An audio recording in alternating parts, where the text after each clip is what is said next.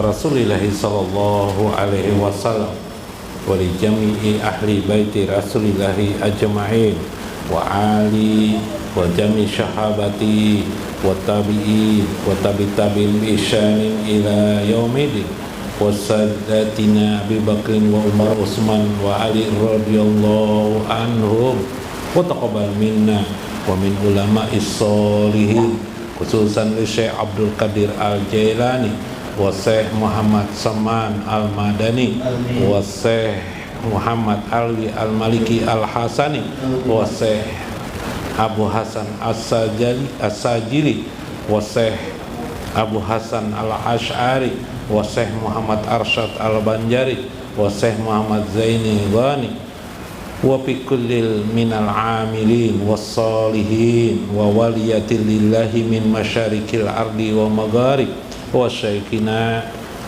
li Syekh Aini Zamzam wa haji Kastolani wa haji Aswadi Syai'ul lakum al-Fatihah. Ya salam as-salam as-salatu was-salam ala sayyidis salam fi kulli waqti yawmina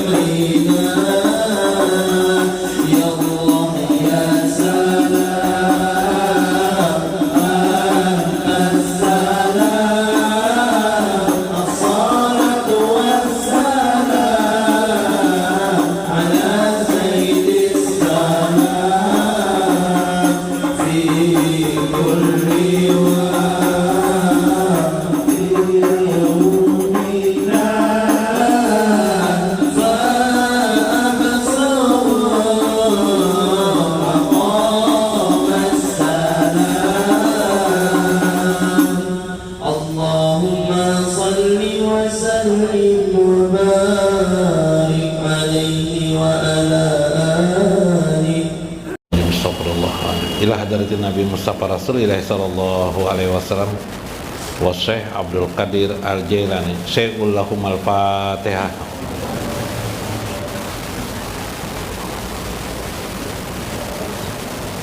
Iyyaka na'budu wa iyyaka nasta'in shiratal mustaqim shiratal ladzina an'amta 'alaihim. Assalamualaikum warahmatullahi wabarakatuh. Bismillahirrahmanirrahim. Bismillahil malikil qudusi salam. Bismillahil azizil hakim. Wassalatu wassalam ala sayyidina wa nabiyyina Muhammad wa ala alihi wa sahbihi ajma'in. Fa inna insyaallah ab'asu li kitabi Syekh Abdul Qadir Jailani Fathur Rabbani wa nafa'ana bihi wa ulumihi bidarain. Amin ya rabbal alamin. Mudah-mudahan melewati saluran Syekh Abdul Qadir Al-Jailani keberkahan bagi hidup kita, kebajikan yang banyak bagi kita dan keluarga, anak-anak kita, handai taulan kita, orang-orang yang dikasihi kita.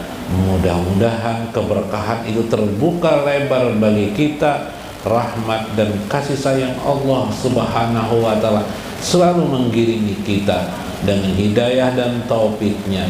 Mudah-mudahan kita juga bersama baginda Rasulullah sallallahu alaihi wasallam di dunia dan akhirat. Allahumma rzuqna ma'an nabiyina Muhammadin sallallahu alaihi wasallam di dunia wal akhirah. Amin ya rabbal alamin. Waihaka tadi'u qalbika fid dunya waqad faragallahu ta'ala min aqsamika minha. Celakalah engkau memposisikan hatimu selalu tertuju untuk kehidupan dunia ini. Waqad faragallahu ta'ala min aqsamika minha. Padahal Allah sudah memberikan bagian-bagian tertentu pada rezeki dan nikmat dalam hidup sehari-hari. Wa tafakkur fil akhirah ilmun wa hayatul lil qalbi.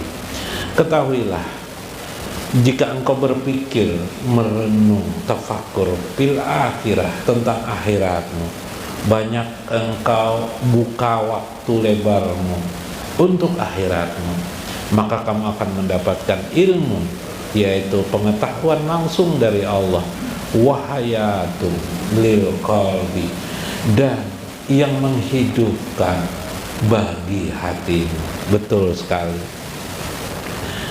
Ada beda kalau kita bertafakur tentang dunia, dalam arti berpikir tentang dunia, seringkali kita sakit hati dan tersiksa. Tapi ketika kita berpikir akhirat, itu kita mendapatkan dua hal. Satu, ilmu. Yang kedua adalah kehidupan bagi hati kita. Maksudnya menenangkan hati kita. Betapa tidak, orang-orang yang berpikir tentang dunia, pasti yang dipikirkannya adalah ujung-ujungnya rezeki, kesenangan hawa nafsu. Sehingga ada orang istilah lain, engkau diperbudak hawa nafsu. Maksudnya apa? Coba pikirkan. Pikirannya terkonsentrasi untuk mendapatkan dunia sebanyak-banyaknya, rezeki sebanyak-banyaknya, nikmat hidup sebanyak-banyaknya, kesenangan hidup sebanyak-banyaknya, seperti kehormatan, dipuji manusia, diangkat, dieluk-elukan manusia, dikatakan oleh manusia kaya, orang kaya, hartawan, dikatakan oleh manusia pejabat yang hebat, dikatakan oleh manusia orang yang sangat baik, dan seterusnya. Semua itu adalah dunia. Lalu engkau memikirkan itu, bagaimana cara untuk mendapatkan itu. Pingin punya mobil 10 buah, pingin punya istri 4 orang. 4 orang kan 4 ekor lah, 4 orang lah. 4 orang, kalau ekor binatang 4 orang lah, 4 orang, subhanallah.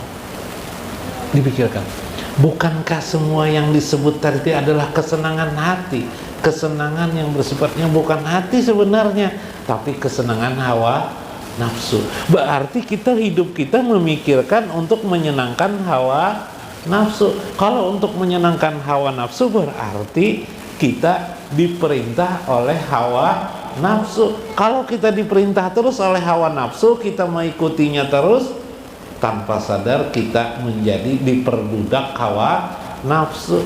Tanpa sadar akhirnya kita jadi budak hawa nafsu. Tapi kan saya kan sholat 5 waktu, betul, hanya 5 waktu. Tapi saat-saat hidupmu selalu berbudak diri kepada hawa nafsu. Tanpa disadari, hawa nafsumu berkuasa atas dirimu, lebih berkuasa daripada Tuhan yang selama ini engkau sembah. Subhanallah. Iyalah, logis jadinya. Itulah yang disebut dengan diperbudak hawa nafsu, diperhamba oleh hawa nafsu. Tapi kalau engkau memikirkan tafakkur fil akhirah, engkau pasti terbayangkan di benakmu tentang ajab api neraka bagaimana menyala-nyala. Nanti dia mau jajah, manusia ada berapa miliaran manusia, tidak terhitung lagi jumlah manusia di sana nanti. Aku posisi di mana? Menakutkan aku. Bagaimana kira-kira Nabi SAW kenal dah dengan aku? Aku ini umat Rasulullah. Umat yang di bagian mana? Apakah umat di gerbong terakhir yang sama sekali tidak pernah dikenal oleh Rasulullah? Atau entah dengan cahaya apa nanti lalu Rasulullah melihatku dan mengapa bahasa Banjar melambaikan tangannya untuk bersama Rasulullah Sallallahu Alaihi Wasallam. Subhanallah, berpikir tentang akhir. Apakah aku nanti akan berada di ghairi hisab, di posisi tanpa dihisab lagi? Bisakah aku di sana? Subhanallah. Maka berpikir itu menghidupkan hatimu, lalu hatimu pun cemerlang. Hatimu dan pikiranmu berpikir bagaimana mempersiapkan diri untuk akhiratmu. Maka engkau perbanyaklah nilai-nilai akhiratmu. Beda dengan orang yang dunia tadi, sudah mengejar rezeki uang yang dipikirkannya, padahal di tabungannya kalau dimakan tidak habis-habis. Maulah habis guru tabungan itu dimakan, tidak mau habis. Nah, paham telah. Masih juga dia mengejar dapat 1 lembah emas, kata Rasulullah. Pasti manusia itu kan berkata, mana lagi lembah emas yang lain. Hari ini engkau dijadikan pengusaha, engkau dikenal orang di tetanggamu, engkau adalah kaya, mobilmu tidak terhitung jumlahnya. Pasti engkau akan mencari lagi usaha apa selain hari ini. Jika hari ini engkau menjadi pengusaha batu bara, besok engkau akan berkata lagi, mungkin aku ingin menjadi pengusaha emas, mungkin aku ingin menjadi pengusaha tambang emas. Emas di mana saja akan aku tambang kira-kira nanti. Subhanallah. Inilah manusia, tidak akan pernah lelah mengejar harta duniawi. Subhanallah. Itulah manusia. Kenapa jadi begitu? Itulah godaan ujian bagi manusia. Kan enak kalau harta banyak, kalau sakit ada yang bayar, kalau sedang kesusahan harta kan yang yang melindungiku. Subhanallah. Bukankah Allah yang melindungimu? Bukankah harta itu juga pemberian Allah kepadamu? Padahal setiap orang sudah ditentukan Allah kadar. Subhanallah. Inilah orang yang jauh sekali diperbudak oleh hawa hawa nafsu. Maka jangan seperti itu, kata Syekh. Kamu akan hancur nanti. Ibarat rumahmu akan hancur. Kamu menjadi puing yang sia-sia. Nanti di akhirat kamu menyesal. Uang yang kamu kumpulkan itu tidak akan berguna sama sekali. Yang berguna itu adalah yang engkau sedekahkan di jalan Allah. Yang engkau tinggalkan itu hanya dinikmati oleh orang-orang yang tertinggal setelah dirimu. Mungkin istrimu, setelah kamu meninggal, boleh jadi istrimu kawin lagi sama laki-laki lain. Mungkin kawin dengan tukang supir, ya kan? Ada kan? Mungkin kawin dengan siapa dan sebagainya. Mereka yang menikmati, dan kamu di akhirat tidak berguna sama sekali. Tapi guru, saya masih bisa menyedekahkan apa yang saya dapatkan. Ya, biasanya makin besar harta seseorang di kantongnya, di dompetnya, di rekening tabungannya, makin pelit, bukan makin terbuka. Kebanyakan orang dermawan itu orang miskin, bukan orang kaya. Masa begitu, guru? Betul. Coba lihat berapa masjid dibangun dari uang recehan demi recehan, bukan dari uang besar. Berapa banyak majelis taklim dibangun dari recehan demi receh, bukan uang besar, bukan support daripada para hartawan yang kaya. Orang muslim tidak, hanya sedikit dan sebagian kecil saja. Majelis taklim bisa hidup di tempat-tempat ujung kampung, di tempat-tempat terdalam. Dari uang recehan demi recehan terbangun majelis taklim. Dari mikrofon yang paling murah di majelis taklim itu ada. Dari fasilitas yang paling murah majelis taklim itu bisa berdiri, bukan atas sokongan orang-orang kaya. Begitulah kehidupan ini. Ternyata kedermawanan itu banyak ada di hati orang-orang miskin, bukan orang-orang kaya. Subhanallah. Kenapa? Karena orang miskin memikirkan dunia, tidak juga berubah dunia ini. Ya kan? Ya guru lah. Orang miskin sudah berlama-lama memikirkan dunia ini, ya, merubah usahanya bermacam ragam, tetap saja jadi miskin. Wah, kira-kira aku kalau berjualan sayur kira-kira kaya. Jualan sayur tidak juga mau kaya. Rubah lagi jadi jualan bakso, tidak mau juga kaya. Rubah lagi jadi jualan bakso, jualan apa? Jualan bahan-bahan dapur, segala hal. Tidak mau juga kaya. Malah bangkrut jualan dari nol lagi. Wah, kalau begitu dunia tidak bisa dipikirkan. Jadi apa yang dipikirkan? Akhirnya akhirat yang dipikirkan. Sudah, saya persiapan untuk akhirat saja. Subhanallah. Inilah kelembutan Allah terhadap orang-orang yang memikirkan akhir. Hatinya terbuka untuk mengeluarkan harta bendanya. Subhanallah. Ma utiya abdut tafakur illa utiya ilmu bi ahwali dunia wal akhirah. Tidak akan diberikan sesuatu pemberian ilmu itu kecuali kepada hamba yang bertafakur tentang akhiratnya. Ilmu akan diberikan Allah kepada hamba yang memikirkan akhirat, bukan hamba yang berpikir dunia. Yang dunia dikasih enggak ilmu? Dikasih juga ilmu, tapi paling ilmu dunia. Nggak ada gara-gara ahli berjualan, ahli berbisnis, tiba-tiba dapat ilmu akhir. Nggak ada sejarahnya itu. Iyalah. Maka biasanya orang berbisnis dikasih Allah ilmu dunia lagi, makin tergoda dengan dunia. Ternyata pengalaman saya selama 5 tahun jualan ini masih ada salah keliru. Saya ada ide sekarang, jualannya harus begini-begini tekniknya.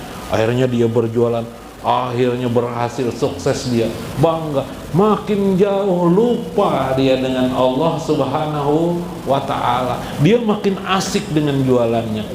Luar biasa. Subhan. Itulah tanda Allah makin menjauhkan kepadanya kepada diri Allah Subhanahu wa ta'ala. Nanti ada rahasia tentang itu. Waqad qadaralaha awqataha ma'rufi indihi kulli yaumin. Pada setiap hari Allah telah mengkadarkan waktu yang sudah dimaklumi bagi setiap manusia. Ya, Allah menentukan nilai rezeki kadar masing-masing ya.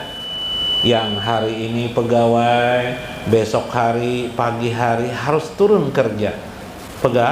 Pegawai, jadi pegawai negeri, jadi karyawan, ya kan? Ada yang jualan sayur, pergi pagi-pagi subuh hari jualan sayur, ya kan? Jam 11 sudah habis sayurnya, tertidur pulas. Entah ada yang mengerjakan sholat, ada yang tidak, johornya nanti. Ada jadi tukang beca juga turun, ya kan? Ada yang bekerjanya jualan kecil-kecilan di pasar atau di warung, turun juga pada siang. Dan Allah sudah tentukan siang itu mereka bekerja, lalu rezeki mereka tetap juga berbeda-beda. Semua pekerjaan mereka, bahkan satu sama lain pegawai negeri pun berbeda-beda pendapatannya. Ada pendapatan uang, gajinya mungkin sama, tapi pengeluarannya berbeda. Ya kan? Subhanallah. Kenapa demikian? Itulah membuktikan Allah membagi-bagi rezeki pada setiap manusia.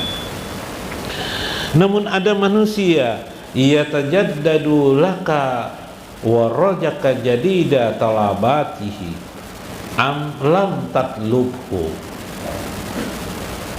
Ada Allah memberikan rezeki kepada manusia, harus melewati pencariannya. Maksudnya adalah seolah-olah manusia itu kalau tidak diberikan rezeki, tidak bekerja, dia tidak dapat rezeki. Nah, orang ini merupakan ujian baginya. Kalau dia berhenti bekerja, udah dapat uang sama sekali, itu ujian sebenarnya baginya.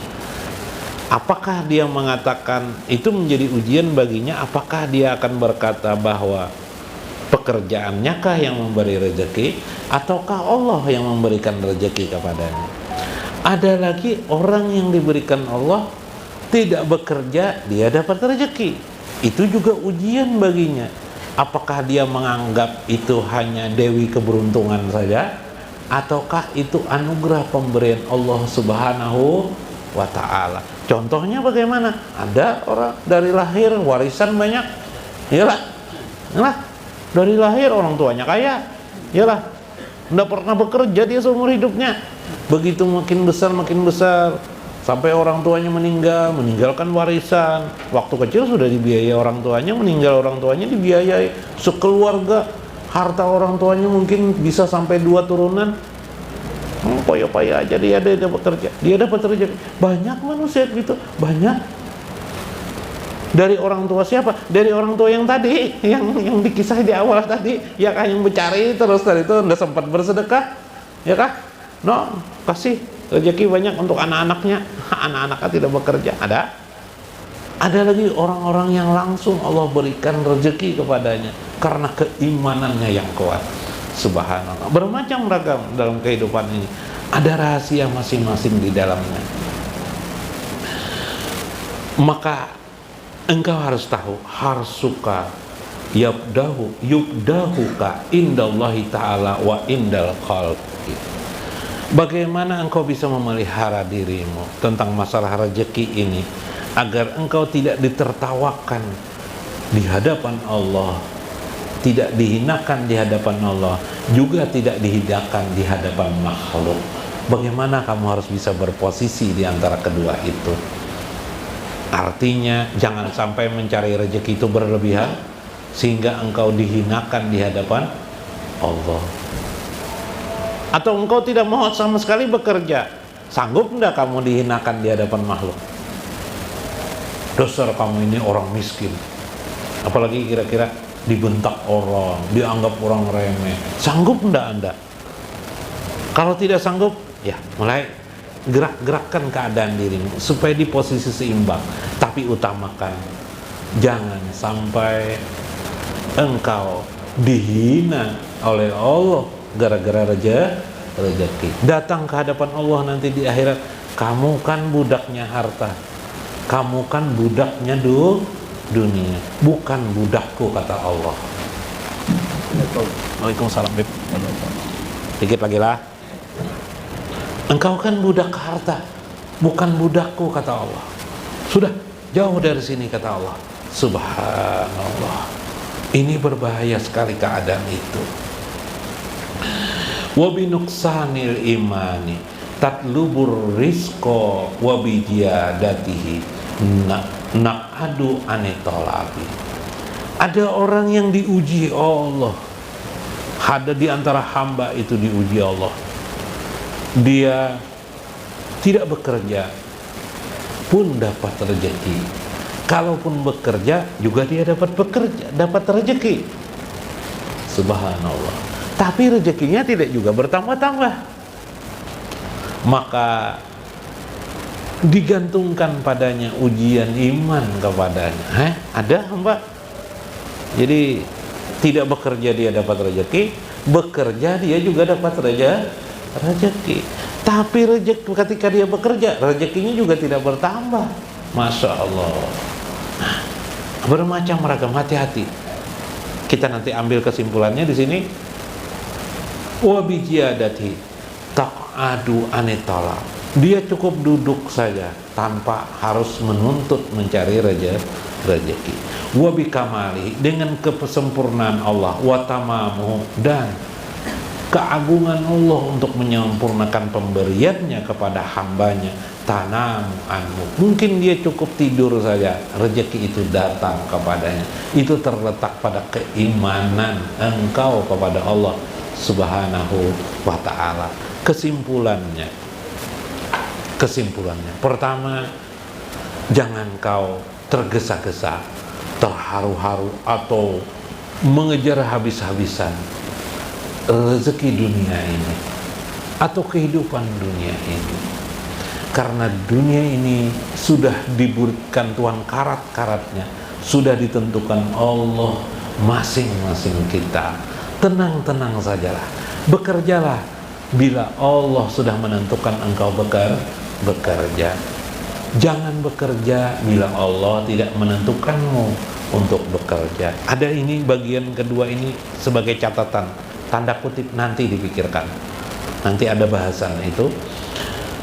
Yang kedua adalah bila kita terlalu mengejar-ngejar dunia ini habis-habisan, kita akan diperbudak oleh dunia itu. Kita diperbudak oleh rezeki dunia ini. Hati-hati, kamu menjadi hamba dunia.